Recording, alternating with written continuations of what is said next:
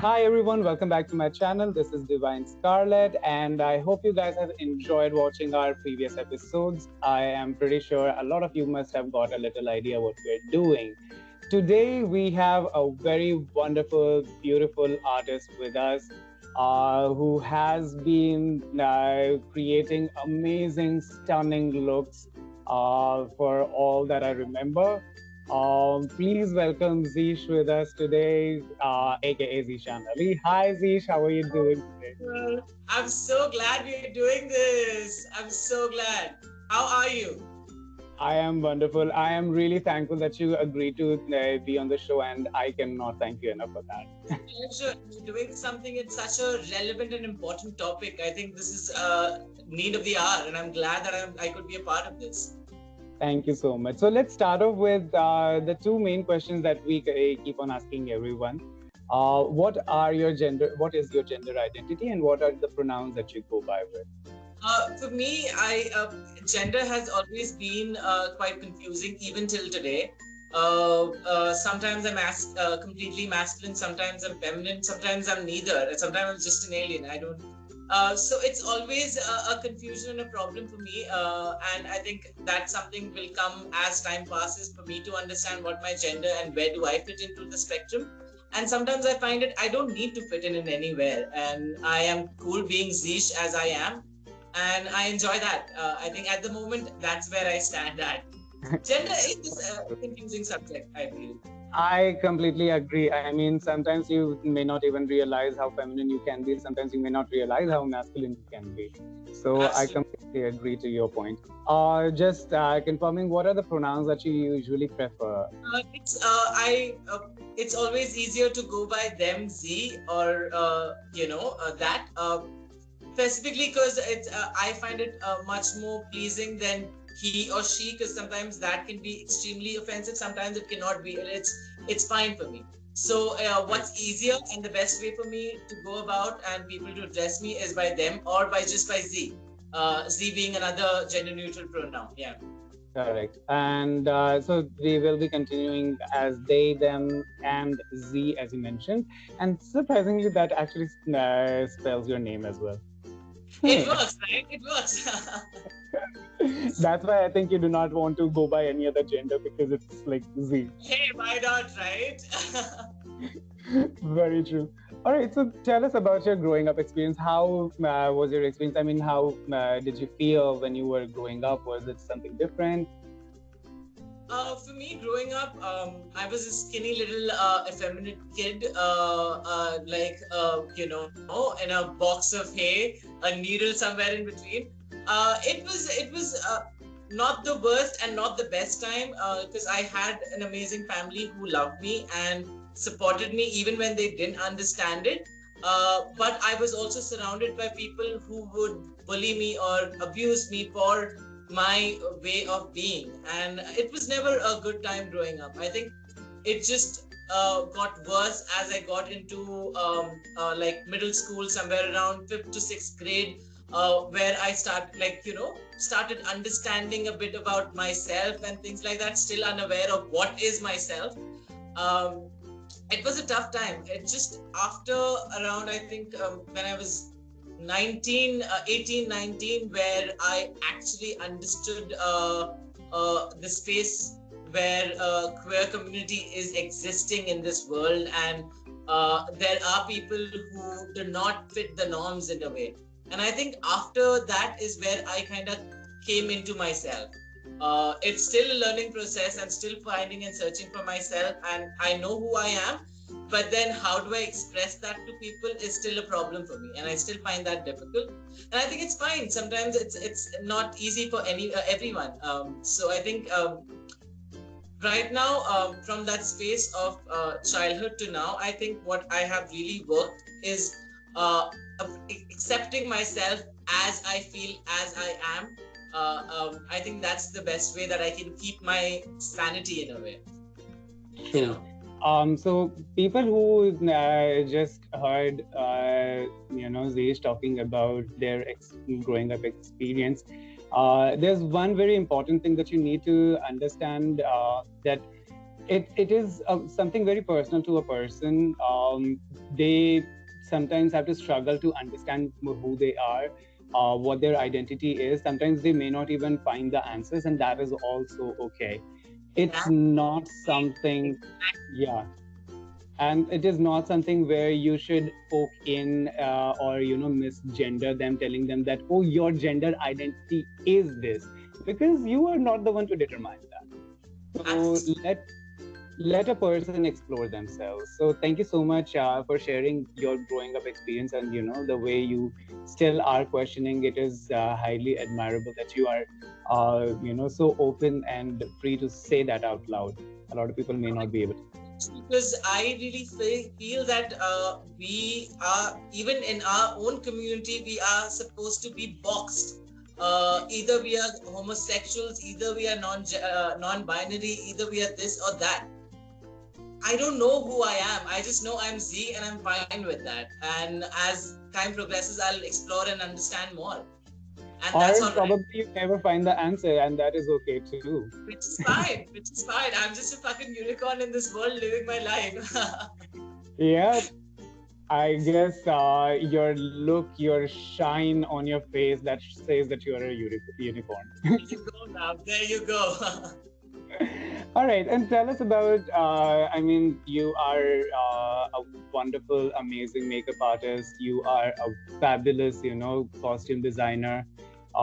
As much as I have seen, I have always fallen in love with your work more and more progressively. So tell us about your experience with your work and how your gender identity, whether it is misjudged at times. How is your experience with your work when it comes to work? So for an example, I started off as a physiotherapy student. I was in a medical school learning physiotherapy, and that was a space extremely dark, lacked colors, and lacked expressions. And it was a really difficult time in my life where I didn't understand my standing in that space. And I was in a depression, la la la la. Long story short, I took some counseling session and I understood where my passion really, really lies, and that was fashion. And when I got into it, I explored a complete different world. Though there were discrimination still existing there, but then it was far more open than a medical institute. And I kind of felt in a way welcomed and loved in so many ways. My working experience, yeah, I did face a bit discrimination here and there for, being exaggerated, being elaborate. This is my drag avatar right now. But when I'm not, even then I'm extremely fluid with my clothing. It's very androgynous. It doesn't form a masculine or a feminine look. It combines both of them, and sometimes it's just an alien, as I said earlier. Even as not being in drag. So it was difficult, but I felt the space that I found, the people that were around me still tried to understand me. So I think that was really helpful for me, like in my personal growth. Uh, as they say, fashion industry is kind of forgiving in so many ways when it comes to sexuality and gender, because it's filled with people who are queer, who are open and outrageous. So I still found a space in that field, and I feel it has really helped me explore more and meet more people and speak to them, where I kind of understood more from their stories. I think my work life, discrimination, yes, but then more than being discriminated and shunned down, I was pushed up, respected, and had an opportunity to learn and express. So I think I had to struggle to find this, but when I found it, it was a very happy space for me. Very amazing and inspiring that was.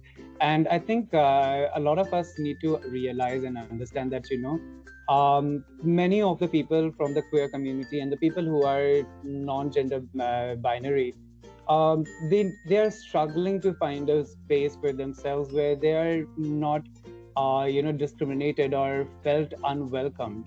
And if that is something that people would easily get, I think everyone will have a chance to progress and show their true skills in their own respective field. So I guess yes, fashion industry is.